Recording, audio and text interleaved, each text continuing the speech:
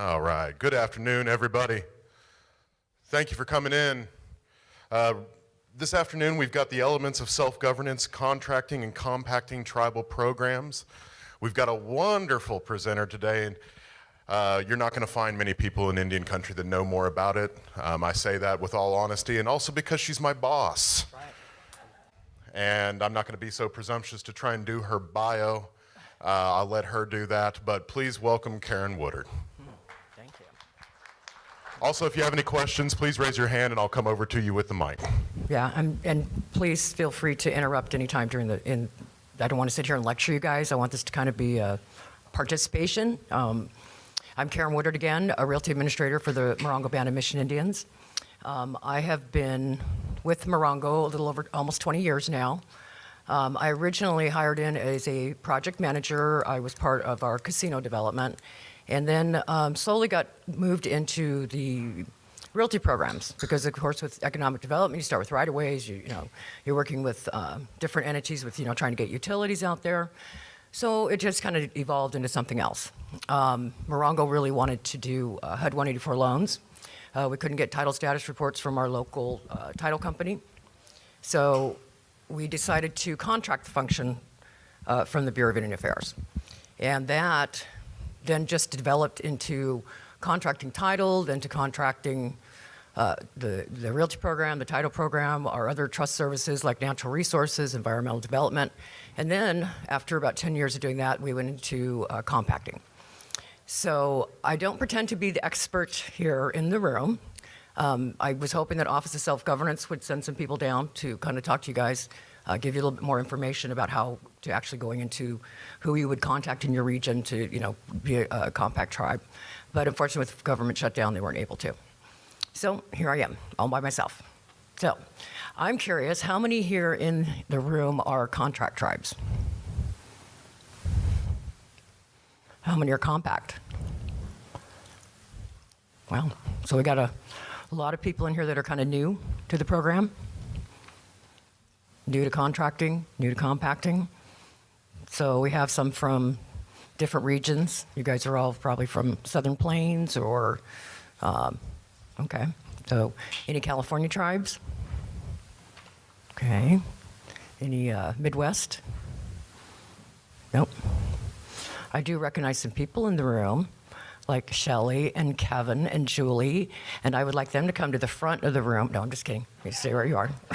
So anyway, so Morongo has moved quite rapidly over the years.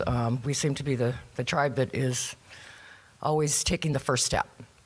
So we did. We took the first step, created the realty program, and now we are actually contracting and doing the function for other tribes.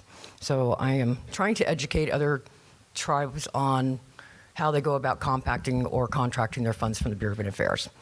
So with the presentation, we'll kind of go over a little bit about the comparison between self-governance, which is compacting, and self-determination, which is contracting. Then we'll talk about the differences in the negotiations. We'll talk about a proposal and the scope of work for contracting. So, self-governance. I've got a question here real quick. Okay, go ahead. Yeah, Thomas Wadden, I'm from Mieta, Kansas. Are you a single tribal agency, or is it a multi-tribal agency in your jurisdiction for the BIA? Well, yeah, Morongo is Southern California, so we're in the Southern California area. We have our Southern California agency. California has 3 agencies, Central, Northern, and the Southern. Then we have our regional office, which is the Bureau of Indian Affairs Regional. We contracted functions from the Southern California agency, as well as we contracted functions from the region. So we took on the entire system there. Okay. So self-governance, we found out when we were contracting, we contracted for, like I said, a little over 10 years. We found out that to do self-governance, there's a selection of participating tribes. So you must request to participate. They just don't say, okay, any tribe, you can come and be self-governance. You have to request to participate in the program. They have to demonstrate 3 years of fiscal responsibility, financial management, and there's been no material audit exceptions or under your self-determination contracts. So they also request that the tribes go through a planning phase. So that means we have to look at our legal and budgetary research. So how long has the tribe been managing their finances? How good are we at budgets? Do we have a financial department? Does the council approve a budget? Then we have to go into our internal government organization. They want to see an organizational chart. They want to see how the government works. If you have a human resources department, if you have an administration, how does it work with the governing body? Is it the council? Is it the members? So they want to see all of that prepared. And then you have to do what we call a planning report. And that is, what do you want to do? Do you want to do BIA programs? Do you want to be non-BIA programs? Is it education? Is it social services? Those types of things. And then you have to describe what you're going to do with those planning activities, those functions. So, for instance, like we took the Realty and the Title program, we were going to do services for our tribal members. Then we were also going to do services for the tribe when it came to economic development. So we had to kind of sit down and figure out what that role is. Is it, doing gift deeds? Is it doing right-of-ways on allotments? Is it doing right-of-ways for the tribe? So we had to describe that in our planning document. We also had to identify how we would respond to complaints. So, for instance, the tribal members received services, and if they felt that they weren't getting the service that they thought they were going to get, they had to have somewhere they could air their grievance or, submit their complaint. And that would, of course, in my region, it's the tribal council. So then we also had to, again, identify our organizational planning to show implementation of our programs. So, for instance, our HR department or our social services programs, we had to show what we were doing for the tribal members. Under our Realty program, we had to show what we would be doing for those tribal members. How would we process the right-of-way? How would we process a gift deed transaction? How would we do a partition? So you have to really get detailed when you go into a self-governance program. And then there's the annual funding agreement. So the annual funding agreement, again, you're going to talk to the Bureau or the Office of Self-Governance about what it is you want to take over. So if it's your social services program, if it's ICWA, if it's your natural resources. So you've got to sit down and actually figure out what are those programs that you want. Then you're going to go to your bureau, and they're going to tell you what each of those functions are worth. So social services might be worth $10,000, or your realty program might be worth $25,000. It just depends on what those appropriations are, and it goes funneled through your agency office or your regional office. Any questions? Nope. So then, go ahead. So on the annual funding agreements, I heard that if you are a self-governance compacting tribe, that once you go through that process, in the future, if there are increases to the Bureau's funding levels, you don't qualify. You're stuck with the budget that you compacted with. Is that true? Yes. Unless you're really close to your regional office. For instance, my region, if they do get extra funds, they'll contact us and let us know that there's extra funds, and then we'll contact OSG and we'll say, hey, our region will say, hey, we hear there's extra funding in here. We want to apply for that, and we can do an amendment to the AFA. Okay. But you do have to keep an eye on that, because if you don't pinpoint it and you don't say, I want this funding, then yeah, they'll just take it. Yeah, so you have to keep an eye on it. It's really important to attend your budget meetings when they come about. So, and then also the annual funding agreement can be a multi-year contract. So you don't have to do it year to year to year. So you can do, we do 3 years under ours. You could go out further, depending on how long you've been a self-governance tribe. They start with the 1 year to 3 years because they want to, oversight. It's about oversight. Are you managing the program correctly? You have to do audits and those types of things. So they just want to make sure that you don't get too far into the program and find out that something was misappropriated or we weren't doing a program correctly. So the agreement also has to identify the responsibility of the tribe and the secretary. We got a question here, Karen. Okay. My question is that we've been a self-governance tribe for a while, but only in certain areas. We've been a self-governance tribe for a while, but only in certain areas. And if we want to add something, do you just then submit a new plan, or how might that work? Yeah, you would go through your area officer, so your OSG officer. So for mine, it's Gordon Smith, our Northwest region. So you would go with them, and you'd say, this year we're going to add these types of programs, and then you would submit a new plan that would go into your AFA. 2 or more tribes can participate in a self-governance program. So, for instance, Morongo is working with tribes in our area, in the Southern California area, and we are actually putting their self-governance funds, or their contract funds are now going through our self-governance funds. So now we're the overseer and the oversight of those funds, but we manage the program on their behalf. So you can set up like a consortium of tribes to do and assist each other in your programs.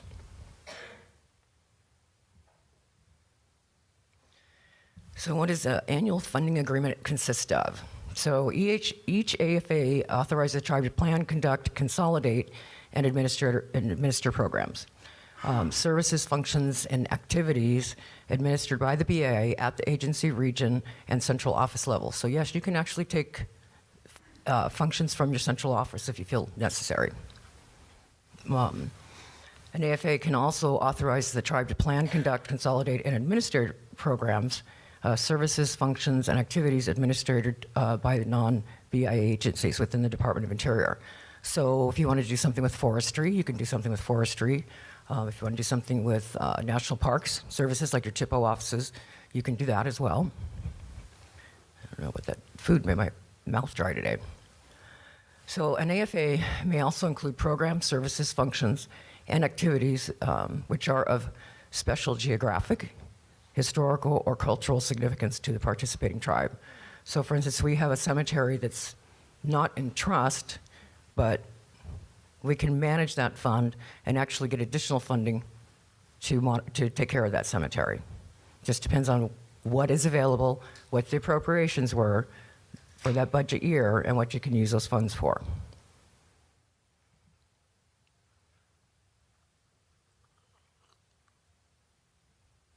So an AFA is required to specify the services to be provided, the functions to be performed, and the respective responsibilities of the tribe and the secretary. The AFA authorizes the tribe to redesign or consolidate programs. So say you take all programs for the Bureau of Indian Affairs, including your roads, your natural resources, your environmental programs, realty, title. You can take all of those and you can lump them all into that annual funding agreement. And then you can, once it gets into that, so let's say you've got $100,000 for all of these little types of programs, it all goes into one budget, and then you as the tribe can decide how to appropriate those funds. So you could take all of it and give it to a social services program. If you had a project that you needed to take care of, you could do that.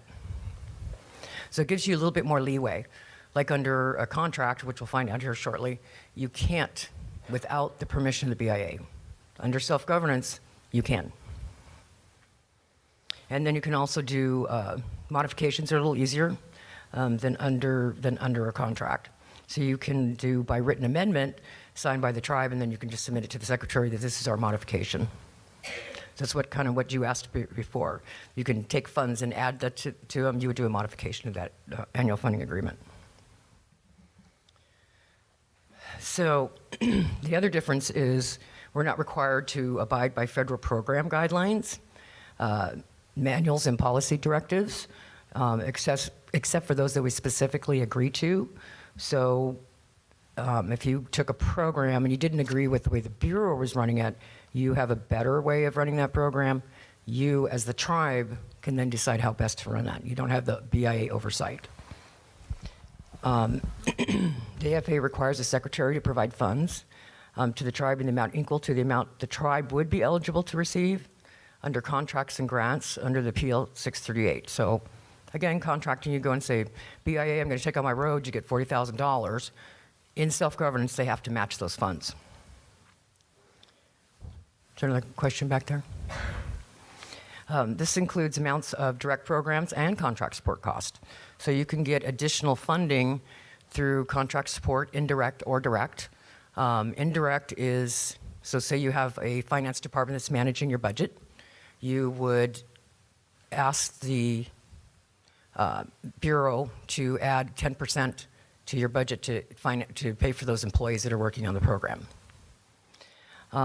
It also includes amounts for direct, like I said, direct and contract support cost, specifically or functionally related to the provision by the Secretary of Services and Benefits for the tribe and its members.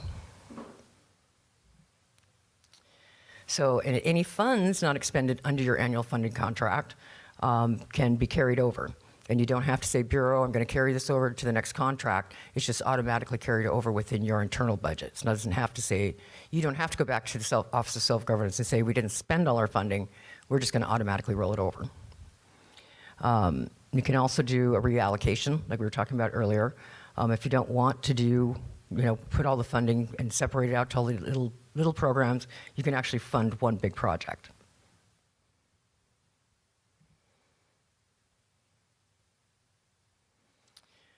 And again, it's just like contracting. Nothing in the tribal self-governance is to be construed to diminish the federal trust responsibility to Indian tribes, individual Indians, or Indians with trust allotments.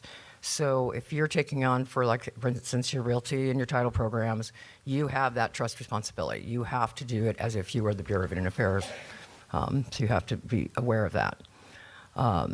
Secretary is prohibited from waiving, modifying, or diminishing in any way the trust responsibility of the United States that exist under treaties, executive orders, and other laws.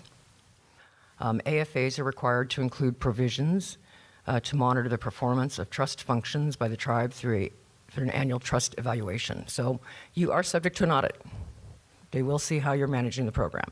They want to see that you're managing databases and logs. And so if you're doing like residential leasing program, they want to make sure that you're managing that.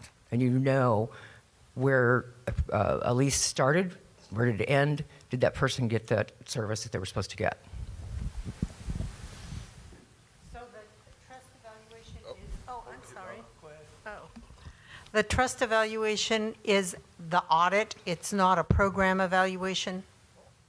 No, it will be an audit. So my question is, as tribes, can we have the same requirement of the BIA to go through a trust audit? Oh, have the BIA go through a trust Yeah. audit? Yeah, wouldn't that be nice? No. I mean, because No, unfortunately, we don't get that luxury. Yeah, they can audit us, but we don't get to audit them. well, can we require them to be audited? I guess that would, that's goes back to the I think they're COVAL. audited. I was about to say they're audited all the time, I Yeah. do believe. Yeah, I think they are audited, yeah. How they do, I don't think But anybody how- knows. And I don't know that they report to tribes. They may report to the Treasury Department or something like that, or off the Secretary or something. But yeah, they don't report to the tribes. Got another question over here.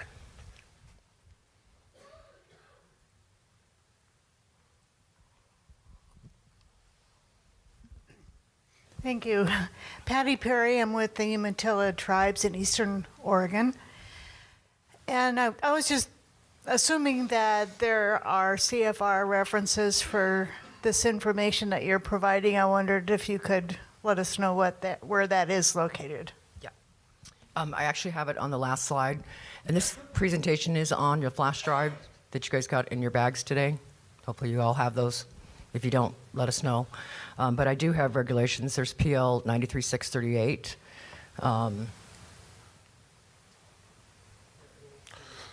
CFR Part 1000. That is on the self-governance program. So that's definitely two places. Washington, D.C. is the Office of Self-Governance. And you can contact, you should have a local region in your area. I think the Northwest region is all of California, Washington, Oregon, Idaho, through there. Gordon Smith, great guy, member of the Nia Bay tribe up in Washington. And he's very, very good at assisting tribes with self-governance. But yeah, there are quite a few regulations, and I have it on the last slide. We got one more question. Sure. Hi, my name is Glenn Lodge. I'm the vice chairman of Shumawavy. Oh, nice to meet you. I So- think we've seen you here before. You're from Morongo, right? Correct. So Morongo has opened up their own land title records office, as has Agua Caliente also. So in the western United States, our region that we're located in deals with not the state of California, but with Arizona, as I think you well know. Yep. So our land title records, after they closed some offices in the Phoenix area, and everything now goes from Parker to Albuquerque. Oh, nice. So we've had many, many issues with the Albuquerque office over land title records office functions such as TSRs, recordings, things like that. Right. So we're in the process of trying to take that away from Albuquerque, but we're having a great difficulty in 638ing those funds away, because we've started our own real estate brokerage. We want to be able to record all of our own. We want to go through a different LTRO. Right. So you want to We're- manage we're your own entering records, into your own, agreement you have your with- own. with Agua to do that. But it's just been a nightmare trying to deal with Albuquerque, even the director of that office. I hear that a lot. I hear that a lot of different area offices are just not in favor of letting tribes do the function. If you have a BIA director that's not supportive, especially the regional superintendents, they would object because they all think that the funding they're getting, we're taking from their budget. Right. And they have, some of the superintendent offices think that, now we're diminishing services to other tribes. So that causes a little rift within your agency. Exactly. They don't want to relinquish those funds, so they try to put you off and put you off and put you Right. off. So a value has to be placed on that portion of the services that they're providing. So let's jump ahead a And little bit. for us to actually realize in real numbers what that means to the tribe and what that means to the LTRO that we're going to contract with. So it goes a long way towards, we got to figure out the formula of how much of the cost is going to stay at the tribal level and how much is actually going to come from the Albuquerque Right, office. and that's all about contract negotiations. Right. Superintendents, your directors, your area directors are supposed to sit down and figure out what those amounts are. I know for our region, it's based on land base and number of members. Right. Okay.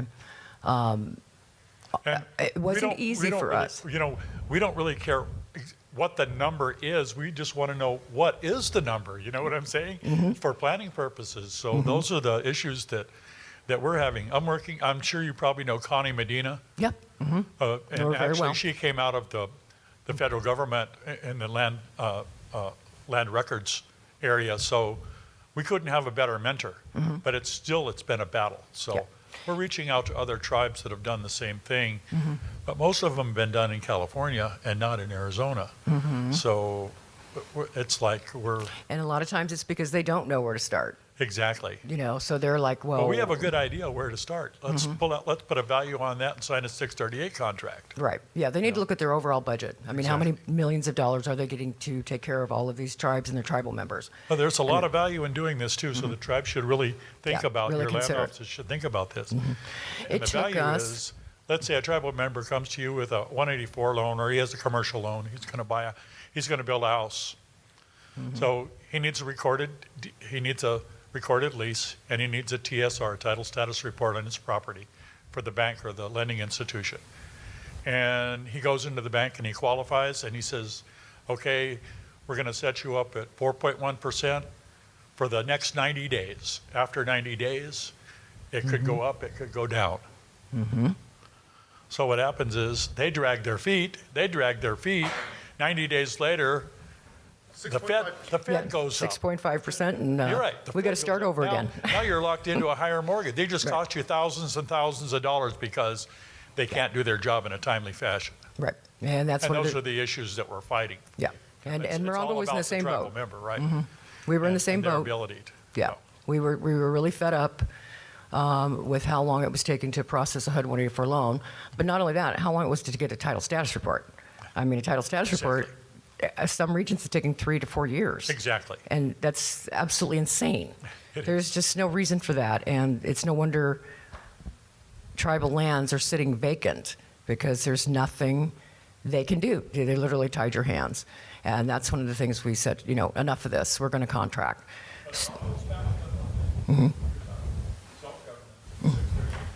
Yes, it all is about self-governance and self-determination, you bet. That's the basic value you've got to live right Right, yeah. So let me ask you, have you guys written to the Bureau? Have you given them a formal statement that says we are going to compact our function or contract our functions? Okay, because I was going to say, they have 90 days to respond to that. So it's like, ours was deemed approved.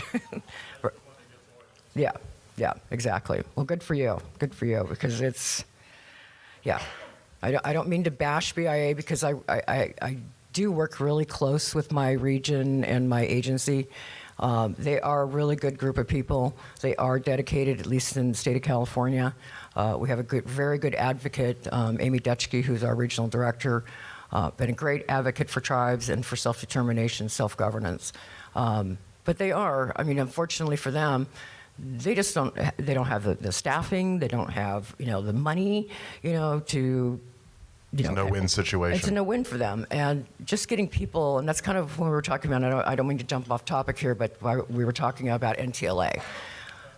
NTLA is, Many of their programs. yeah, For example, probates. They give you the opportunity, they create a program so that you can take that monkey off their back through tribal probate under an approved program ordinance. And then they drag their feet for 3 years approving your probate code. right. Yeah, we're still trying to get our probate code approved, but that is a whole nother session. So where were we here? So I think everybody's got the basic understanding of what an annual funding agreement is, self-governance is, compacting. We can jump into a little bit of, we talked about the OST audit, be prepared to be audited under self-governance. I think we went 3 years before they came out and audited us. Yeah, we got lucky. Yeah, we got very lucky. So reporting requirements, self-governance is much easier. You don't have to report on every single program. We just have to identify our costs and benefits to our self-governance. We don't have to go back and, I know under our contract we had to do like annual reporting. I had to do a narrative on every single program. I had to give the financial report. I had to do all that. Under self-governance, you don't. But again, just be prepared for the OST audit because that OST audit is going to look at the finances. That OST audit is going to look at your program. And they're the ones that are going to try and find the problem and make it look like you're not doing a good job. Some of the other reporting. Another thing to think about with your records. So, for instance, you have right-of-way records, your individual tribal member records. Maybe you've done a negotiation with a utility company, and maybe you've done really well, and you got a big payout for your tribe. Your information now, once you've taken over the programs from the Bureau, is no longer subject to the Freedom of Information Act. So the Bureau, say I took over the Bureau, I took the function back in 2004. They have those records that I took copies of, scanned, put in our office. I now maintain all the original records. If somebody wants to know what my tribe's doing or is asking for information, I don't have to release it. And the Bureau only has records that went up to 2004. So they'll release something that's 2004 back, but they're not going to release anything forward. We are now in charge of that. And we don't have to release it.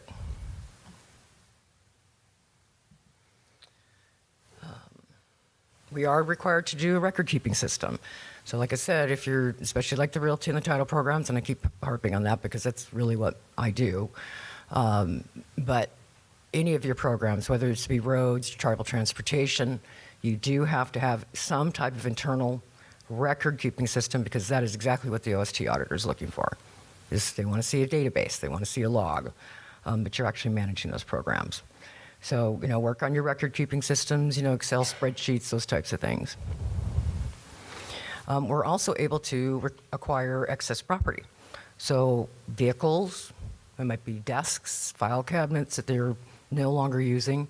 We can actually go and get that equipment for free.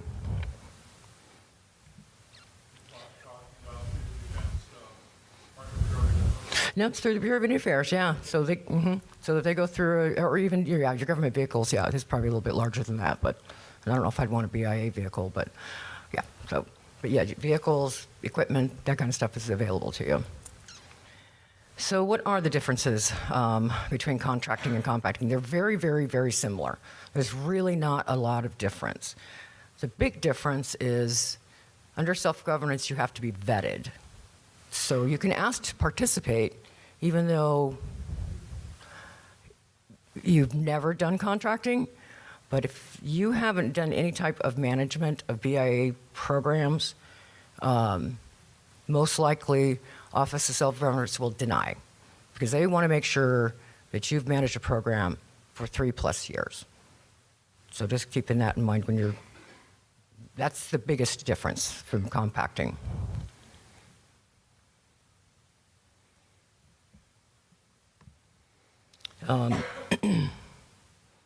They consider a contract a mature contract after 3 years under self-governance, under contracting, so those are pretty much the same thing as well. Under contracting, there's no planning phase. You can just ask. All you have to do is put together a proposal that says we wanted to run this, this, and this. So that's so contracting is a little bit easier.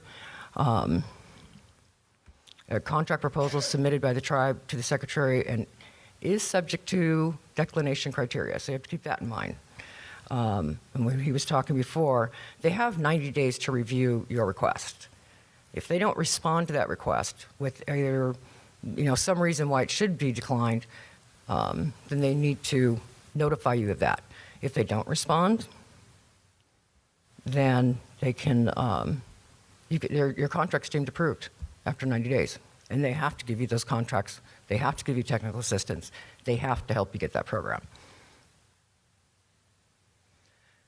Under compacting, it's an annual funding agreement, so you do an annual funding agreement every year. Under contracting, it's 3 years. So you do a program for 3 years. And you'll report on that program every year with a narrative and with the financial report. Matt, can I ask you to get me some water? So under contracting, if you are declined again, you get technical assistance. And they have to help you remedy that. So they can't say, oh, too bad for you, tribe. We're going to decline you. Don't bother us anymore. They have to actually find a remedy and help you get that contract done. Between contracting and compacting, tribes may propose a redesign, a modification. However, again, under contracting, you are again subject to declination. Under self-governance, you're not, because they're not looking at it quite in the same way. They're just looking at here, you've got your appropriations, you got your monies. We know what programs you say you're going to run, but it's up to you how to modify it internally. Under contracting, you have to tell them what you're going to do. So if I want to modify, and I want to take, social services money out of my natural resources, I've got to tell them that I'm going to do that. And I have to submit a new plan.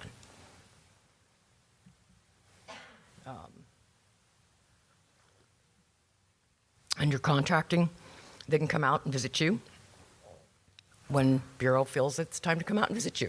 Maybe they say, oh, we have nothing to do in the agency office today, let's go out and visit so-and-so tribe. Under self-governance, they have to announce it. They have to say, we're going to come out and visit you at such and such time. So there's a little bit more, I think with self-governance, it's a little, they do treat you more like a government. Under contracting, sometimes you got the BIAs over here, and they're like, well, we're going to have to watch you guys. We're going to have to really monitor you. So with self-governance, it's just a little bit easier to monitor your own programs. So contract negotiations, we'll talk about that a little bit. Anybody, and I know we had a few that have done contracting again. So you guys, no contract tribes? No? Governance tribe, we have self-governance in here, right? under contract negotiations, when you're establishing what it is you want to do with that program, or what it is you want to take over from the Bureau of Indian Affairs, whether it be roads or your transportation dollars or your title or your realty programs, you've got to sit down and you've got to figure out how we're going to put this together. So it's best to sit down with the working group to kind of put all those goals in mind. For us, it was members of our council. Legal counsel is always a good idea because they, can understand the regs. They can maybe, battle a little bit more with the BIA. And then tribal staff. Who's going to manage the program? Who's going to oversee it? Who's going to, report on it? So those are really important, including your finance department. They're the ones that are going to have to manage that money. And then reporting. You want to be able to, how are we going to report? Because you don't want them to, they would prefer you report quarterly. So you need to put in your proposal that we're only going to report to you once a year. Again, consider the programs, which I just talked about. Look at what those dollars are worth. And I know it's not easy to do because bureaus don't like to do it, but you need to ask the bureau, how is it appropriated? How does each of the tribes get these monies and how much for each program? You just kind of have to sit down with them and say, I want to do this. And we're going to take this funding. And, and if they don't want to tell you what it is, go ahead and establish what you think that funding is. That will get their attention. So establish your budget, establish what it is. Do you want to do a trust service? Do you want to do a non-trust service? So if you want to do, like your ICWA and your social services, that's kind of considered a trust service. Realty is a trust service. Title's a trust service. Roads, no, it's not a trust service. It's a service and it's a function, but it's not a trust transaction, or a trust service itself. So, and then you need to establish your budget. And like I said, if they're not going to give you the dollars, then you establish what your budget, you think that budget should be, and then give it to them and say, this is what we're going to do. And then, again, they're supposed to give you technical assistance. So if they decided to decline it, your proposal, they need to give you technical assistance to say, this is what we need to be fixed, this needs to be fixed. And they have to accept it after they've given you that technical expertise. All your proposals should, of course, include your name and address of the tribe, the organization, if it's an organization that's going to take it, tribal resolutions, name of authorized representatives, so who would be the contact, who's going to, negotiate with the Bureau of Indian Affairs. Keep dates. Dates are very important because, again, after 90 days, if they haven't responded, your program is deemed approved. So keep your notes of your dates of your submissions. Brief statements. Don't make them long-winded. Just keep them simple. Simple statements, 3 sentences. Well, we want to do this trust service because of this. Like I said, be brief. Ask for if they're not going to give you the amount, you give them the amount that you think the trust program is worth, or whatever services you're going to take it over. Identify the funds, the program, and the services or activities that you want to take. Again, did I go back here? So another thing you're entitled to when you do a contract for the first time, you are entitled to contract support costs. So if you've never managed a certain department or a function from the Bureau of Indian Affairs, you can ask them for support costs to do that. That could be anything from equipment, office materials, travel budget, anything that you can think of. If it's maybe you have to set everybody in a modular unit for temporary, you can ask for assistance with that. So keep that in consideration. What it is going to cost you to start this group up or take over this function. Like I said, upon a receipt of a proposal, the secretary has 2 days to notify you as the applicant that the proposal has been received. He's got 15 days to notify the applicant in writing of any missing items, and that's 25 CFR 900.8, and request that these items be submitted within 15 days to continue review of the proposal. They also have to determine what the issues are for declination. And then they have 90 days to actually review that proposal and get back to you on whether or not they're going to approve it or disapprove it. And the 90 days can be extended if the Bureau was to reach out and say, well, we're almost there, but we need, another 30 days. You as a tribe can honor that, or you can say, no, we're done, we're going to go forward with our programs. So again, we were talking about if it's not declined within 90 days, it's deemed approved. Again, technical assistance is available. And then I kind of want to talk a little bit about a scope of work, because if you've never contracted a program, you might want to look at what that scope is supposed to be about. So ask yourself, we want to be clear, we want to be precise, and we want to be complete about what it is that we're going to manage, what kind of function or activity we're going to manage. And ask yourself some basic questions, what is it we're going to do? How are we going to do it?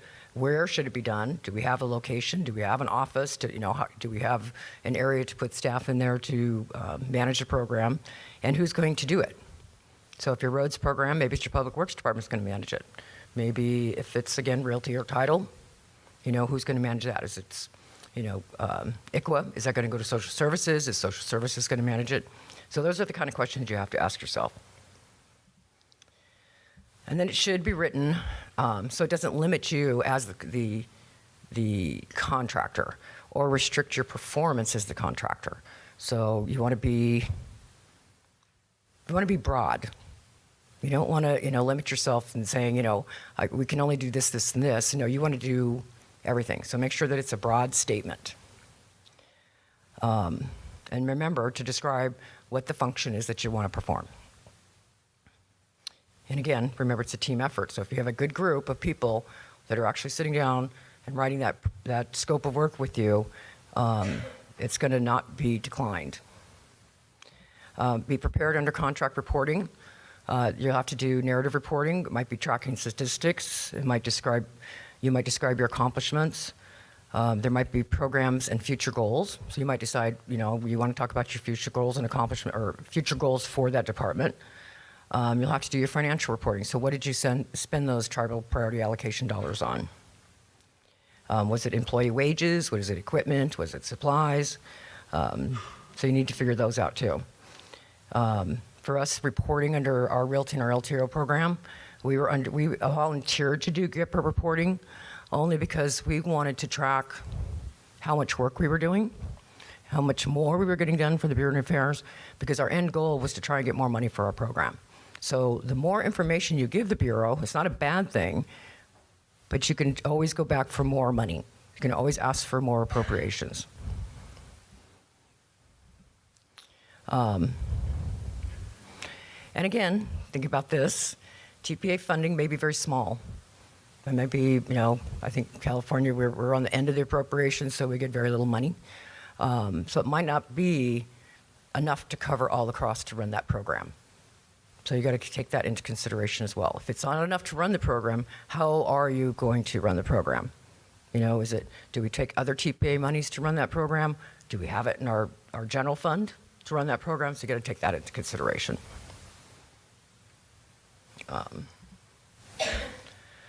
So what we did when we were talking about doing a contract, originally, like I said, we wanted to run the Realty and we wanted to do our own LTRO office. So we contracted all the functions. I mean, everything from education to social services to ICWA funding. We wanted it all.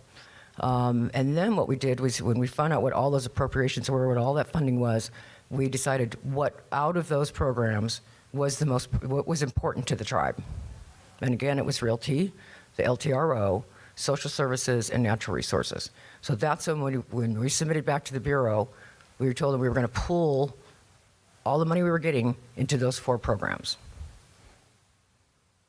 So that helped a good startup for our Realty and our title function. And again, even under compacting, you can ask for startup cost. Under contracting, you can do the same. You can ask for furniture and equipment, computers, file cabinets, office supplies. You just put all that in there and say, they're not going to buy it for you. What they're going to do is they're going to give you a lump sum of money. It says maybe, we need $100,000 to start this program. They'll give you that $100,000. They have to. You might want to get duplication costs from them. So maybe you're copying records. That might cost you some money to go into scanning, unless you have somebody like Matt who does it just for his hourly salary. Yes, we got a question. Yes, thank you, Delano Suskunyak Nation. So let's say, for instance, we wanted to contract LTRO, but we know there are a lot of mistakes, there's a lot of problems there. Can you get additional dollars to correct those before we take those over? No. You're going to take over the function from the Bureau, be it right or wrong, whether the mistakes are there or not. But what you're going to do is ask for additional funding to, one, have access to TAMs. You're going to ask for the funding to train. You're going to ask for the funding to have secured TAMs computers so that you can go in there with a title person, a title examiner, and go in there and do your own maintenance on your tribal lands or your allotments. But they're not going to, they're going to hand you the records, be that they're accurate or they're not. Warts and all. Yeah. Yep. Got to take them as they are. Yep. And we spend a lot of time cleaning up records. Like I said, you can get duplication cost. They have to provide you for like access for TAMs or tribal records, individual records. You have to go through a backgrounds check because of the Privacy Act. That they want to make sure that there's nothing in your background that affects you from performing the function correctly. They want to know that they can trust you and that you don't have any other, what's the word for it, other agendas. So these are sources of information. So again, we have the PL 93638, Self-Governance Act, 25 CFR Part 900, Part 1000. There's the Office of Self-Governance, their website, BIA regional and local offices. I know that for some of you that's really difficult, but sometimes they don't want to listen, but you just, you keep pounding on the door until they do. And of course, the National Tribal Land Association. This is one of the reasons we started this organization, is because individuals were having difficulty with Bureau of Indian Affairs. They were having difficulty getting things done. And we felt it was really important to reach out to other realty offices and land professionals that were getting things done, were getting accomplished, or needed assistance in getting something accomplished. We wanted to put those groups together. So again, really our NTLA, I've been doing it for 9 years, and it's really important for everybody to really, if you do have some time, spend it with NTLA. We do a good job. We want to keep that job going. So if there are any other questions? Good afternoon, Fawn Washizi from Standing Rock Sioux Tribe. Just need your advice on a couple things here. We contracted land operations back in 2012. And is it odd that we're like just now getting TAMS access and all of that stuff? I feel like we've been waiting forever. Yeah. And so it's did I. very difficult to do our job Yep. without, it's like having our hand That's tied 5 years. That's a little long. It took me 3 years. 3 years. To get TAMs, Okay. but the difference was our TAMs wasn't we didn't want to go to the Bureau of Indian Affairs to access it. We wanted it at the Tribal Administration That's Office. what we're trying. Yeah. So it took me 3 years to get that completed. One, they wanted to make sure I could secure the system. I could, make sure that only certain people had access to the system, so it couldn't be in an open area. It had to be behind a locked door. They made us they put the routers, the control boxes, everything in locked cabinets, so we couldn't even have access to those. A little overboard. Yeah. A little bit overboard, but eventually they kind of got used to us running the program. And they started relaxing a little bit and actually removed all the cages off the control boxes so we could at least use a thumb drive. But to get TAMs at a tribal administration office is very difficult. Very difficult. Okay. I've even heard that sometimes they'll just do everything they can not to do it. Yeah, so you have to keep at Yeah, it. we have the VPN access, and Yeah. Yeah, if you have VPN. That's another option that's out there. I just Yeah. thought it was odd, and I'm like, we're starting to have turnover in our office, so then we got to have people go through all the training all over again and background checks, and I'm like, this is taking too long. It is ridiculous. It shouldn't take that long. Okay. I mean, a tribe should have access to the records, whether it's read-only or not. I can understand if it's read-only, that shouldn't be a big deal. I can understand it being a big deal if I'm going to go in there and do ownership management, or if I'm going to input right-of-ways, or I'm going to input, partitions. That's definitely different. But just for read-only access, such should be, simple. Yeah. But I know they will argue over getting access in there. Okay. So when are you expecting it, or have you gotten it yet? One person has it, and hopefully the rest of us by this summer. Okay, good. And okay, second question is, do you deal by any chance with admin fees that your Realty collects? You can. We do that with our contract tribes. Yeah. So we do administration fee, if it's processing a residential lease, or if it's, and it's minimal fees, because our object isn't, this isn't a money-making business for us. It's more for a service. It's just getting other tribes to get what they need done so that they can have economic development, so their tribal members have housing.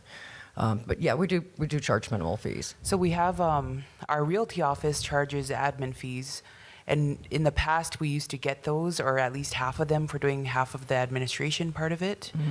And the local agency is now saying those fees are no longer kept here. They go to U.S. Treasury, and we're now no longer able to give those back to you. Is that something that's going on nationwide, or is there any way I can get around that somehow? They've been collecting admin fees on your behalf while you've been waiting almost 5 years for TAMS, Yeah. and now they say that you're not going to get it? Yep. Yeah, that's a problem. Okay. That is a problem. In fact, those admin fees, whether you were actually performing that function, you'd already won that contract. Yeah. You were going to perform that function. Did they perform any of the function when they collected the fees? Did they what? When they collected those fees, did Yeah, they actually they- do that function, that transaction? Yes. Okay, then yeah, you might have a problem there. Okay. Yeah. Then they probably won't give it back. Okay. I was going to say, if they took the administration fees and didn't do any work, then yes, you should get that funding. Okay. Yeah. Yeah, it's split up the duties. So, Right. and my third question is, audit was done on our contract back in August, and they gave us maybe 3 days notice. I asked, what does the audit entitle? We weren't given notice of anything, just that they were coming on certain days. And so they said, at this time, we're going to decide before the end of the fiscal year whether or not you're going to get your contract back. So we were all anxious and waiting, and there's still no word about it. And so we're just running like we have our contract, where we actually don't have any drawdowns or anything, no contract for this year. Do you have any advice on what we should do? Was it OST who did the audit? Who did the audit? The local regional office. Local regional offices. Oh, they're so much fun to deal with. So I thought we would have something back before the end of the fiscal year. That's what they told us. But So was it the awarding officials that came out and did the audit? yes. Because I don't know that they officially can take the program away. They have to give you the technical assistance to help you manage that program. Well, we were saying, doesn't that need to go to the Department of Interior, the secretary? Under the self-governance, yes. Yeah. But under contract, you have awarding officials. Okay. And those awarding officials can come out and monitor your contract, monitor your program. And they may ask, and that's what they usually, for the financial reports, they're the ones that are reviewing that. It's not often that they'll actually come out of the field unless they just don't trust that you're running the program correctly. Yeah. But they're not allowed to take it away. They're allowed to give you technical assistance to help you run it properly. So we've never So if it- had technical assistance, and then the awarding officials came and they met with our chairman and some of our councilmen, and then we had it in my office. We had an outside land operations office or a natural resource office come in and look at all my records, and they were saying, "Well, everything's fine here. I don't understand why we're here." And they took examples, and they told me everything was fine, but we never received anything official. Has your finance department gone through a single audit Yes. findings, and there's, okay? As far as their finding? they're fine. They're fine. Then that's all the awarding officials should really be asking for. Okay. They shouldn't be diving into the weeds to figure out if you're actually running a database properly or not. Yeah, the single audit should have been the only thing that's submitted. And if they haven't responded in how long? Since August. And they did the audit 6 when? months. They did the audit back in August, and we've reached out So, to them a couple times August, since September, then. October, yeah. Yeah. I know under the OST, but that didn't stop us from doing the program. That's what I understand. Why are they stopping you from doing the program? There's something wrong there. That's a superintendent. No, It's- that's a, it's kind a of BIA a- director thinking he's got a power. Yeah. It's kind of some bad blood and bad communication between us and the local agency, so I think that's why they brought in the regional, but I don't know. Yeah. Central office. I go up to central office. If we write a letter to them? Okay, Yeah. thank you. You have a legal team? Okay. Yeah, I'd have them go to central office. I forget who our BIA director is. LeCount, yeah. LeCount, yes. LeCount, that's what it is. Yep. So reach out to him. And see what they can do. All right. Anything else? Anybody have any other questions? No more questions? Nobody? Come on. Well, I think the overarching thing, though, is that even if you feel like your tribe's not ready to do this, start now anyways. Yeah. Yeah. Just start it right now. Yeah, because it took us 18 months to negotiate our first contract. So just even if you're not totally prepared, just start. Yeah, You know, I see think how- all tribes see should how do you're- this. yeah, All I tribes. agree. It's been a real benefit for our tribe, our tribal members. Just, having, the power to run our own programs is, a serious benefit to the tribe. We get information faster, we get it quicker. We can do housing much faster. We can do our leasing programs, our economic development leasing. It just is a tremendous benefit to the tribes, and you should really think about going that direction. I don't think the Bureau is going to get better. It hasn't gotten better in a long time. They have no funding. Department of Interior has no plans of giving it additional funding. In fact, they'd like to get rid of the whole thing if they could under the reorg. So I think tribes have got to start thinking about their futures, and this is the only way you're going to get there, is to do this. I'm sorry, are you a BIA employee? Am I about? Oh, that's right, yeah. Yeah, no, the did BI step is back. not part of the reorg. That's right. Yep. Yeah, we did fight that. The only thing that was excluded. Yep. But OST was, right? Was OST excluded too? I believe so. I guess they were, because they're hand in hand, I guess. So, Oh, okay, so they didn't get. so I think they were excluded too. Yep. All right. No more questions? All right, we'll give Karen a round of applause. All right. Thank you, guys. Thank you very much.